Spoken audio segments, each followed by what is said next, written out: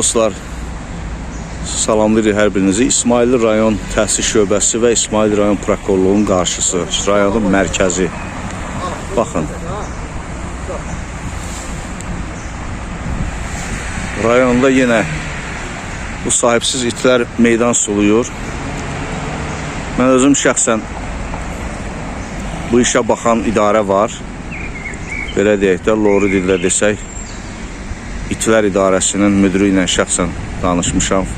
Hörmətli Fuad müəllimdən xahiş etmişəm ki, proseslərin qarşısı alınsın. Çünki məktəbə gedən uşaqların, yaşlı adamların ümumiyyətlə insanlara hücum edirlər.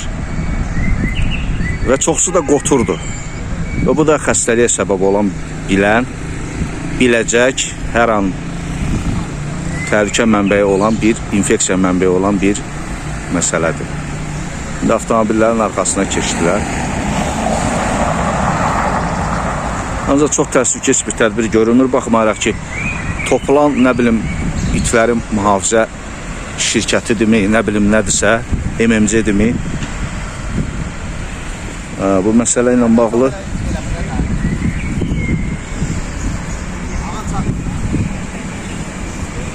yatıblar orada. Yaxınlaşar, yaxından çəkək. Getdi.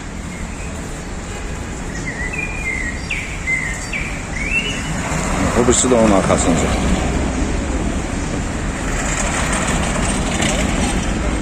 Bax, rayonun Kəpənək adlanan ərazisində də belə şeylər çoxdur. Orada ümumiyyətlə rayonun Kəpənək ərazisi ümumiyyətlə biabırçılıqdır. Orada belə deyək də Kontaktom deyilən bir mağaza var. Onun yerləşdiyi binanın altı boşdur. Ora belə deyək, sahibsiz bir yerdir. Orada ümumiyyətlə sahibsiz itlər çoxdur. Bir neçə dəfədə səhər-səhər məktəbə gedəndə uşaqlara hücum edib. Bunun özüm canlı şahid olmuşam. Təəssüf ki, lenti ala bilməmişik. Ancaq yəni bununla bağlı da müraciət etmişik. Əlaqədar qurumlardan xahiş edirəm, rayon rəhbərliyindən. Bu məsələyə birbaşa nəzarət etməli qurumlardan xahiş edirik ki, bunun qarşısı alınsın. Bu yaxşı nəticə verməz. Yaxşı da qarşılanmır, belə deyək. Turizm rayonu yox. Gün sabah xarici qonaqlar gələcək, addım başı. Hər bir küçədə, hər bir prospektdə sahibsiz itlərə rast gəlmək mümkündür və əksəriyyəti də xəstə, qotur bu vəziyyətdə. İnanıram ki, əlaqədar qurumlar tədbir görəcək. Bu səpkili videolarınız varsa sizin də, hörmətli izləyicilər, çəkin atın bizə. Sağ olun, var olun.